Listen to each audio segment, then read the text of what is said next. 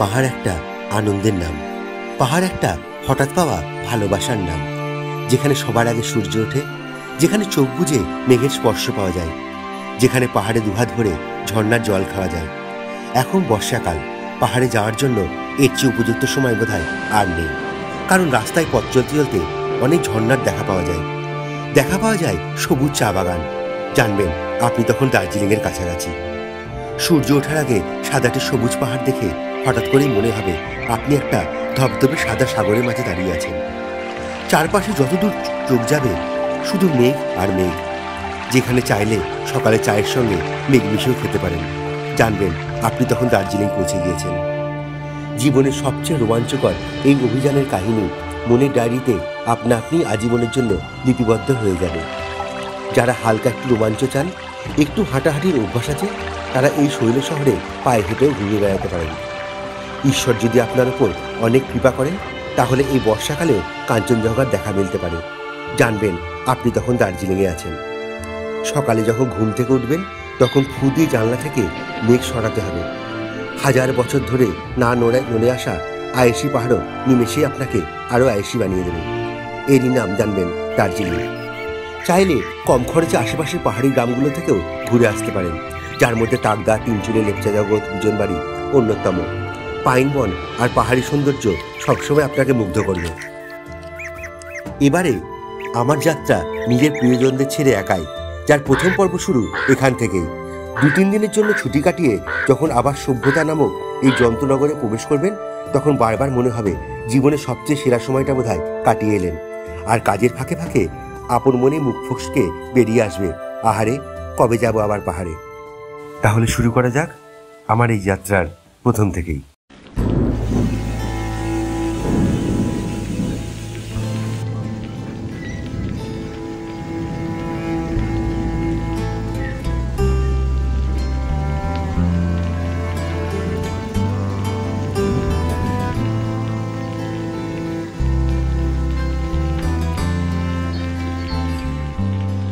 অনেকদিন ধরে ইচ্ছা ছিল বর্ষায় দার্জিলিং আসার। এনজিবি থেকে সরাসরি একটা শেয়ার গাড়ি করে চলে এলাম দার্জিলিং স্টেশনের সামনে। পরে জানি না ওয়েদার আবার কেমন হবে, তাই দার্জিলিং স্টেশনে নেমে পড়লাম। বেশ কয়েক ঘন্টা জার্নি করে বেশ ক্লান্তই হয়ে পড়েছিলাম, তাই ভাবলাম কিছুটা সময় এখানেই বসে কাটাই, তারপর না হয় হেঁটেই চলে যাব।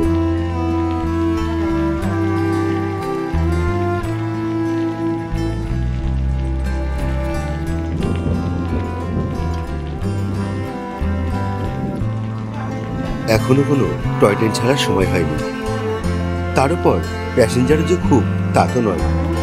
একটা টয় ট্রেন ঢুকবে শুনলাম, তারপর এখান থেকে আরেকটা ছাড়বে। আমি এখনো অবধি কোনো দিন এই টয় ট্রেনে চাপিনি, আর সত্যি বলতে কি 1000 টাকা দিয়ে টিকিট কেটে যাওয়ার মতো সামর্থ্য আমার নেই।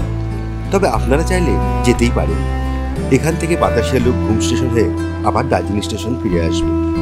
আমি এখান থেকে হেঁটে যাব মেল রোড, সেখানেই হোটেল নেব। কোনো বুকিং করা নেই আমার। অফ সিজন এখন, এমনি পেয়ে যাব। চলুন হাঁটতে হাঁটতে কথা বলা যাক। লোকাল সবজি বাজার এটা,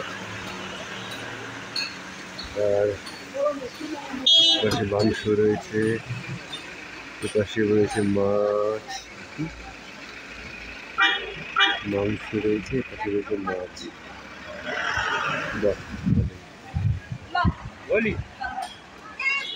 এখান থেকে বেরিয়ে আসলে এই হচ্ছে ট্রাফিক মোড়। এই বাঁ দিকে চলে গেলে হচ্ছে আপনার চকবাজার দিকে চলে যাচ্ছে।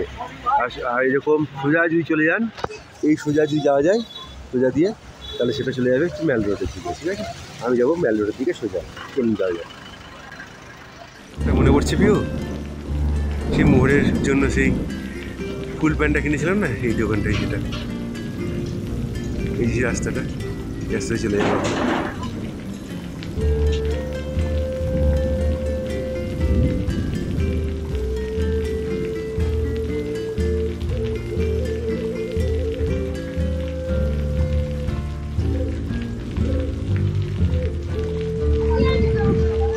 Darjeeling post office.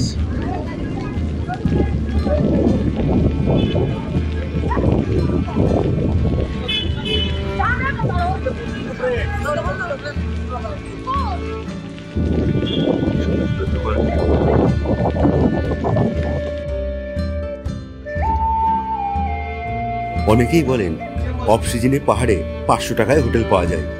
আমিও বেশ কিছু হোটেল ঘুরতে ঘুরতে ম্যাল রোডের আস্তাবল রোডের পাশ দিয়ে এই হোটেলটাই পেলাম, মনোকামনা রেসিডেন্সি। চলুন ভেতরে যাওয়া যাক, কত কি ভাড়া সবই বলে দেবো।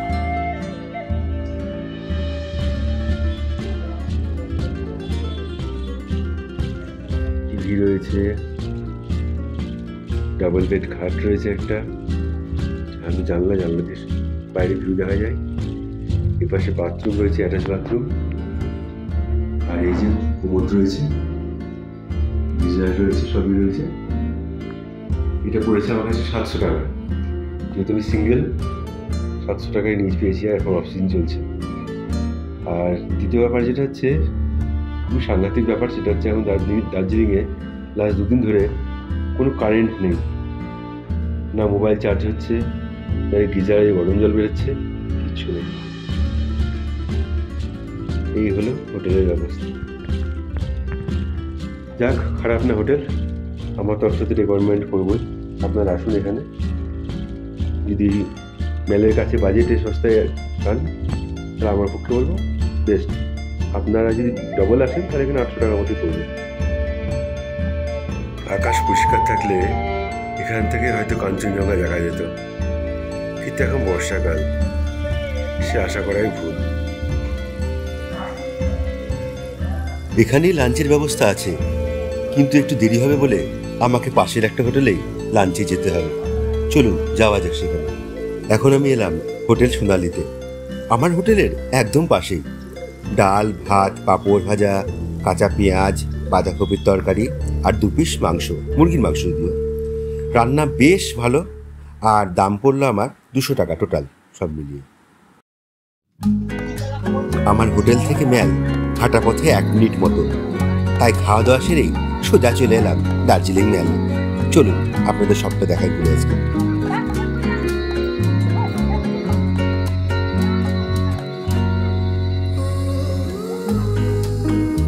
ঝিঝি পোকার ডাক, আকাশে একগুচ্ছ মেঘ, কিছু পর্যটক, কিছু স্থানীয় মানুষের পথ চলা, কিছু ঘোড়া, বেশ কিছু পায়রা, আর দার্জিলিংয়ের পাহাড়ি কুকুরের দেখা পেলাম প্রথমেই এসে।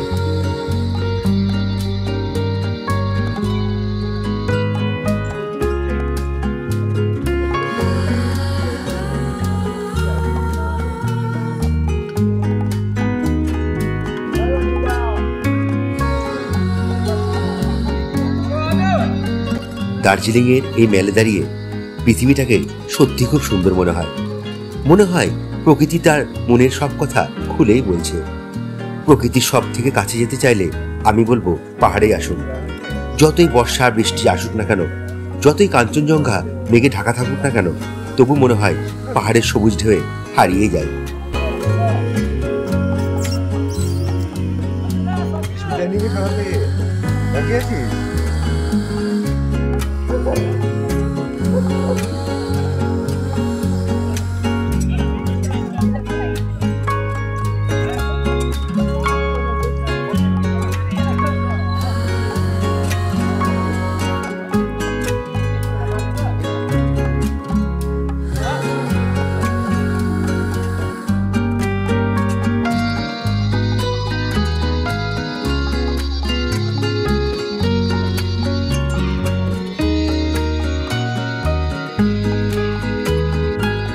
আজ দেখছি মেলে ছোট বাচ্চাদের ক্যারাটে প্রশিক্ষণ দেওয়া চলছে, তাই দাঁড়িয়ে দাঁড়িয়ে কিছুক্ষণ ওদেরকে দেখছি।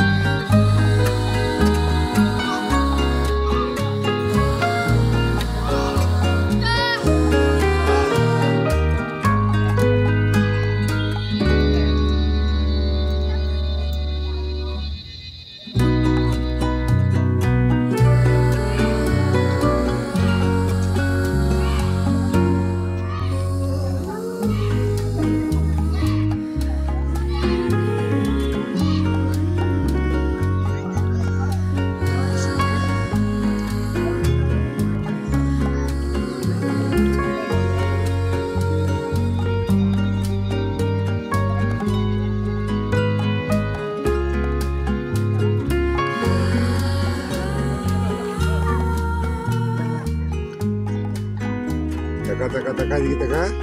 Hey, dito ka. বাবা রাগ বাবা, অভিমান কত বাপ রে বাপ। উনি বাবা উনি বাবা, বিস্কুট খাবি? বিস্কুট খাবি না? ও শুয়ে পড়লে বাবা।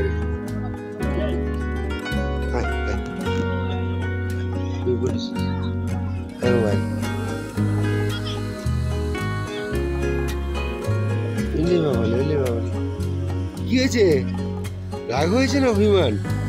কি হয়েছে? হ্যাঁ বাবু চল বিস্কুট খাবি?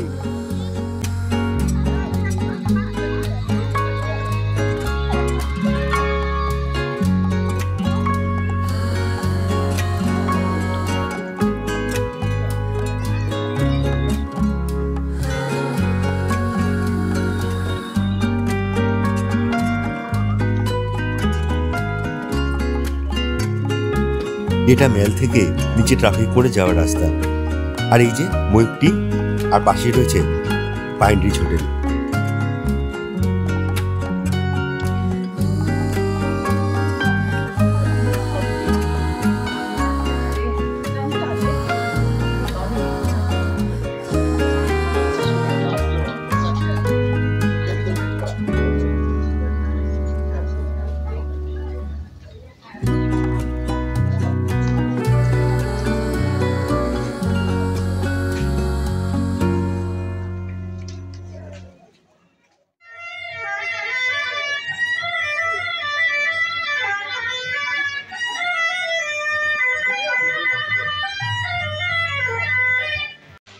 দার্জিলিংয়ে এসেছেন আর সেই ঐতিহ্যবাহী গ্ল্যানারিতে আসেননি, এরকম মানুষ বোধহয় খুব কমই আছেন।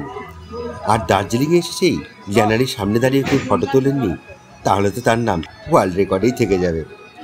লাস্ট যেবার এসেছিলাম তখন ভেতরে ঢুকেছিলাম, এবার সময় কম তাই আর ঢুকলাম না ভেতরে, বাইরে থেকে আপনাদের দেখালাম।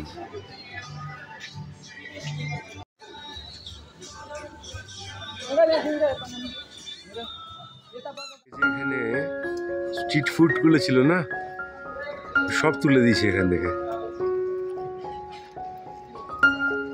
মানুষের যে জীবনযাত্রা বা যা কিছু হোক না কেন,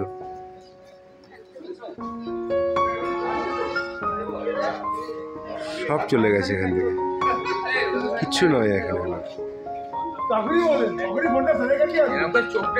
আগে এখানে রাস্তার ধারে সব স্ট্রিট ফুড পাওয়া যেত, এখন এখানে কিচ্ছু নয় আর।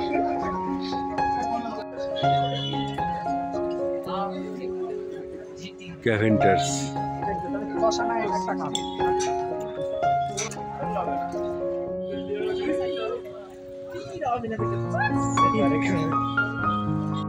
এটা ট্রাফিক মোড় বা ঘড়ি মোড়, যেখানে এখন আমি দাঁড়িয়ে আছি। আপনারা যারা শেয়ার গাড়িতে শিলিগুড়ি যাবেন বা গাড়ি রিজার্ভ করে সাইড সিনে যাবেন, তারা এখান থেকেই সকালবেলা গাড়ি পেয়ে যাবেন। দার্জিলিংয়ের এই ক্লক টাওয়ারের পিছনে একটি আকর্ষণীয় পদক্ষেপ। টাওয়ারের উপনিবেশিক এবং স্থানীয় নকশার মিশ্রণ হিমালয়ের পটভূমিতে আকর্ষণীয়। আশেপাশের দোকান এবং ক্যাফেগুলি কার্যকলাপের সাথে গুঞ্জন করে, একটি প্রাণবন্ত পরিবেশও তৈরি করে।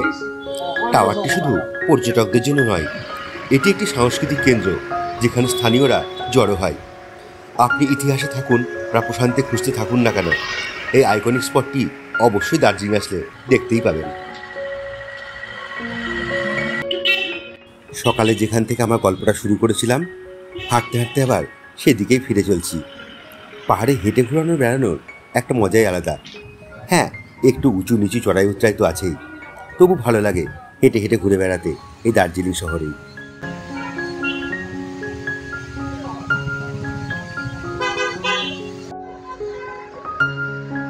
আবার চলে এলাম সেই দার্জিলিং স্টেশনে। এখন বৃষ্টি নাই আর আকাশও বেশ কিছুটা পরিষ্কার, দূরে পাহাড় আর মেঘেদের খেলা। আজকের পর্বটি এখানেই শেষ করছি। ভিডিওটি ভালো লাগলে অবশ্যই লাইক, শেয়ার এবং সাবস্ক্রাইব করে দেবেন। আবার দেখা হবে পরবর্তী পর্বে।